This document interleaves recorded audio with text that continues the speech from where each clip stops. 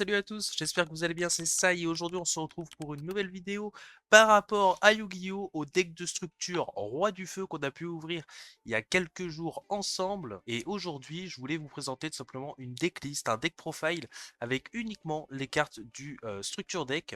Du coup, j'ai essayé de faire une decklist assez cohérente, assez forte quand même, qui peut jouer pendant votre tour et ainsi pendant le tour de l'adversaire, avec toutes les cartes encore une fois du structure deck. Donc j'espère que la vidéo va vous plaire et on passe tout de suite au deck profile. Pour notre deck profile, on va commencer tout de suite avec 3 Rois du Feu légendaire Ponix, très bon starter pour commencer la partie. Il nous permet d'aller chercher une carte magie ou piège Roi du Feu, donc autant vous dire que c'est très fort parce que ça va absolument chercher tout et n'importe quoi. Et en plus, durant la standby phase, si elle a été détruite par un effet de carte, on peut la récupérer en main. On va jouer également 3 Roi du Feu Sacré Garounix, car lui aussi c'est une très bonne carte. Il peut s'invoquer spécialement si une carte à l'origine feu est détruite au combat ou par effet de carte. Donc elle peut s'invoquer depuis la main et depuis le cimetière de cette façon. Et lorsqu'elle est invoquée spécialement, vous pouvez détruire un monstre Roi du Feu depuis main, terrain ou deck. Et ça c'est très fort. Vous allez voir parce qu'on va aller chercher à détruire Kirin pour faire proc ses effets qui sont très forts. Et en plus de ça, du coup, Garounix gagne la moitié de l'attaque du monstre détruit par cet effet. On va jouer du coup 3 Kirin. Kirin qui nous dit que lorsqu'il a été détruit par un effet de carte, on peut cibler un monstre feu dans notre cimetière, l'invoquer spécialement, et si on le fait, on peut choisir de détruire une carte sur le terrain sans cibler, et ça c'est vraiment très fort. Elle peut également s'invoquer spécialement durant la main phase, donc pendant la vôtre ou celle de l'adversaire, depuis la main en détruisant un monstre feu depuis main ou terrain, donc c'est vraiment très fort pour continuer les combos tout simplement. On va jouer 3 Arvatar, Roi du Feu, car lui aussi, quand il est sur le terrain, il ne fait pas rien. Tout simplement, lorsque l'adversaire active un effet de monstre, on peut annuler son activation, et si on le fait, on doit détruire un monstre feu depuis main ou terrain, en résolution de son effet. Donc en plus d'être une negate très intéressante sur le terrain, il faut savoir que quand elle est détruite, on peut cibler un monstre bête, bête ailé ou bête guerrier dans notre cimetière et l'invoquer spécialement depuis le cimetière. On va jouer également un Wolfbark, car tout simplement, lui, il est très situationnel et il nous dit que lorsqu'il est invoqué, on peut cibler un monstre bête ailé dans notre cimetière de niveau 4 maximum, l'invoquer sur le terrain en position de défense, mais on annule ses effets sur le terrain. On va jouer également un avatar Grand Roi du Feu Garounix, car lui, il est très situationnel, mais surtout très puissant. Déjà, durant la stand-by, s'il était détruit par effet de carte, vous pouvez l'invoquer spécialement depuis votre cimetière, donc durant la stand-by phase sur le terrain, et si vous le faites, vous détruisez tous les autres monstres sur le terrain, donc pendant le tour 1 de l'adversaire, vous vous débrouillez pour le détruire par effet de carte. À la stand-by, vous pouvez le réinvoquer spécialement, et s'il a rien pour vous annuler, vous pouvez détruire tout le terrain de l'adversaire. C'est vraiment très fort, très incroyable.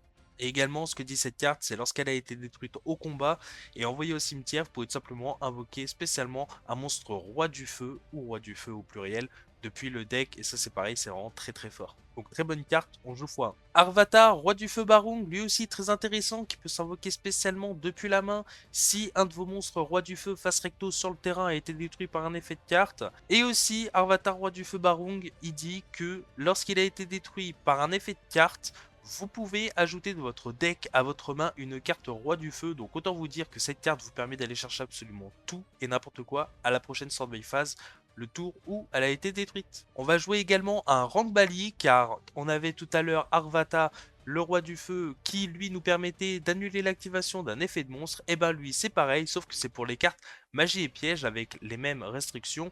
Une fois que vous avez annulé l'activation, vous devez détruire un monstre feu depuis votre main ou votre terrain. Il est également invocable spécialement depuis la main si un Roi du Feu, ou Roi du Feu au pluriel encore une fois, a été détruit sur le terrain. Il s'invoque spécialement depuis la main, donc aussi bien durant le tour de l'adversaire que durant le vôtre. On va jouer 3 kaiju car le structure deck nous le permet, il peut nous sortir de pas mal de situations assez complexes contre un griffon par exemple en face sur le board adverse. En plus de ça, il est niveau 8, donc pour faire des exis style géant entraîneur, etc. c'est vraiment très intéressant. Et pour finir avec les monstres, évidemment, on va jouer 3 Uluberlu et Oiseau de verrouillage. On connaît tous la carte, c'est une carte très très forte qui fait taire beaucoup de decks. Donc évidemment, on la joue en x3 car on veut l'avoir en main si on joue second. On va passer aux magies maintenant avec 3 sanctuaires du roi du feu. La carte elle est juste incroyable.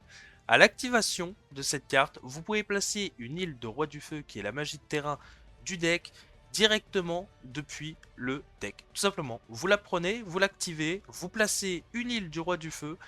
Il ne peut pas H cette carte. C'est une carte qui ne se prend pas H, c'est vraiment très puissant. Et également la carte est très intéressante car elle protège le terrain. Une fois par tour, si une carte dans votre zone terrain doit être détruite, on peut détruire justement un monstre feu ou roi du feu directement depuis le terrain ou la main pour protéger ces terrains. Donc pour faire proc les effets, autant vous dire que c'est vraiment très très efficace. Et également, l'effet aussi très intéressant de cette carte, elle vous permet durant le tour de l'adversaire, si il fait une invocation spéciale, immédiatement après la résolution de cet effet, d'invoquer spécialement un monstre par Xyz en utilisant uniquement des monstres roi du feu.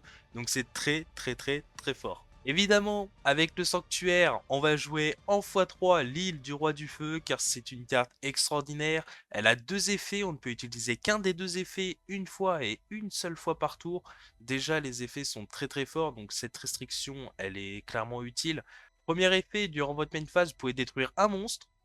Donc que vous contrôlez de votre main, de votre terrain, peu importe, vous pouvez détruire un monstre pour tout simplement aller tuto un monstre roi du feu, sans restriction de niveau, donc clairement faut aller chercher absolument n'importe quoi avec cette carte. Et également le deuxième effet de l'île du roi du feu, si vous ne contrôlez aucun monstre, vous pouvez invoquer spécialement un monstre roi du feu directement depuis votre main, qu'il soit niveau 1, niveau 30, niveau 75, on s'en fiche, vous le prenez, vous l'invoquez spécialement, ça c'est bien. On va continuer avec 3 formations de feu Tenki, très intéressantes, car à l'activation, cette carte nous permet d'aller chercher un monstre roi du feu de maximum niveau 4, donc par exemple Arvata ou alors Rangbali, très très intéressante pour aller chercher des negates avec une main un petit peu compliquée, et en plus de ça non négligeable l'effet continu qui nous donne un boost de 100 d'attaque pour tous les monstres bêtes guerriers sur le terrain. Dans les ratios x1, on va jouer une brûlure céleste du roi du feu, c'est une carte magique quand même très très intéressante. Elle nous permet de cibler un nombre de cartes égal roi du feu qu'on contrôle et un nombre de cartes égal que l'adversaire contrôle et on les détruit tous. Vous avez 2 rois du feu sur le terrain, vous ciblez vos 2 rois du feu, vous ciblez 2 cartes sur le terrain adversaire, vous détruisez les 4 cartes et en plus ça fait proc les effets de vos rois du feu, c'est très intéressant.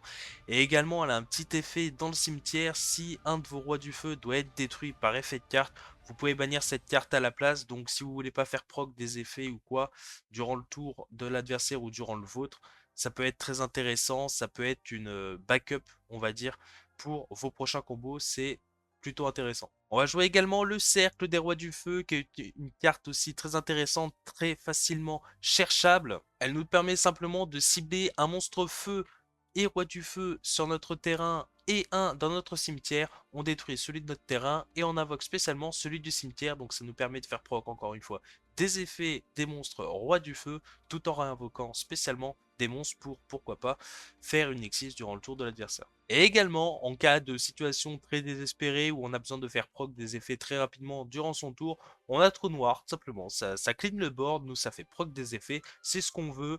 C'est une carte très située encore une fois, elle est pas très cherchable, on est d'accord. Mais quand on l'a en main et qu'on en a besoin, elle carry, et surtout si l'adversaire ne peut pas se défendre avec, ça fait plaisir. On va jouer également 3 Imperm car le deck de structure nous a quand même assez bien régalé avec les staples dedans. Du coup 3 Imperm essentiels au structure deck, hein, de toute façon pour bloquer quand même un minimum l'adversaire. On avait eu l'Uberlu dans les monstres, et ben maintenant on joue avec les Imperm tout simplement. On va jouer également 3 hommages torrentiels car nous ça nous arrange de détruire nos monstres, l'adversaire pas tant que ça. Donc du coup l'adversaire finit son combo, vous connaissez potentiellement le deck de l'adversaire, vous savez que s'il finit son board sur une baronne par exemple ou sur autre chose, peu importe, vous savez que c'est la dernière ligne de son combo.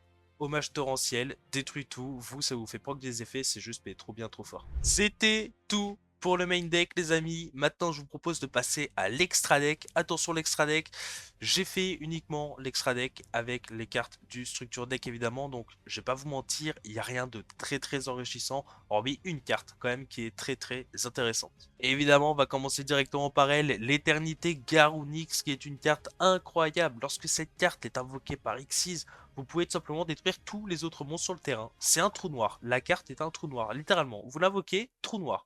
C'est fini. La carte nous permet aussi également de pouvoir détacher un de ces deux matériels pour cibler une carte magie ou piège contrôlée par l'adversaire et vous la détruisez tout simplement. Et cette carte gagne 500 d'attaque, attention pas jusqu'à la fin du tour, en perma. Elle gagne 500 d'attaque pardon, tout le temps. Tout le temps, tout le temps, 500 d'attaque. Vous le faites une fois, deux fois, elle passe à 4000, c'est vraiment très très fort. À savoir aussi, un effet non négligeable, si cette carte est détruite, vous pouvez invoquer autant de monstres roi du feu depuis votre cimetière inférieur ou égal au nombre de matériel qui était équipé à cette carte au moment où elle a été détruite. Ça veut dire que par exemple avec Sanctuaire, vous faites une Exis 8, vous invoquez Éternité Garonix, l'adversaire s'en débarrasse de X façon, effet Éternité Garonix, respect 2. Voilà, tout simplement, vous réinvoquez 2 niveaux 8, vous attendez le tour prochain, vous faites une X68 ou peu importe. Enfin, vous pouvez refaire proc des effets, c'est un truc de malade. Cette carte ne vous laisse pas sans défense et en plus elle fait un joli trou noir sur le terrain, donc très intéressante. Évidemment, 3 rois G entraîneurs, carte assez intéressante aussi dans le deck, mine de rien. Une fois par tour, max 3 fois, on peut détacher un matériel, piocher une carte, on la révèle à notre adversaire. Si la carte piochée et révélée est un monstre, on inflige 800 points de dégâts à notre adversaire. Donc cette carte, il lui faut 3 niveau 8 pour la faire. Et on peut faire également son effet 3 fois par tour. Donc c'est quand même très intéressant pour burn un petit peu l'adversaire et aussi pour faire de la draw power. Loup sinistre diamant également en x3 proposé dans le structure deck. Un effet vraiment très situationnel. Une fois par tour, on peut détacher un matériel. On peut également détruire un autre monstre, pardon, bête ailée ou bête guerrier sur notre terrain. On choisit une carte aussi sur le terrain de l'adversaire et on détruit les deux cartes. C'est un effet qui peut servir dans certaines situations.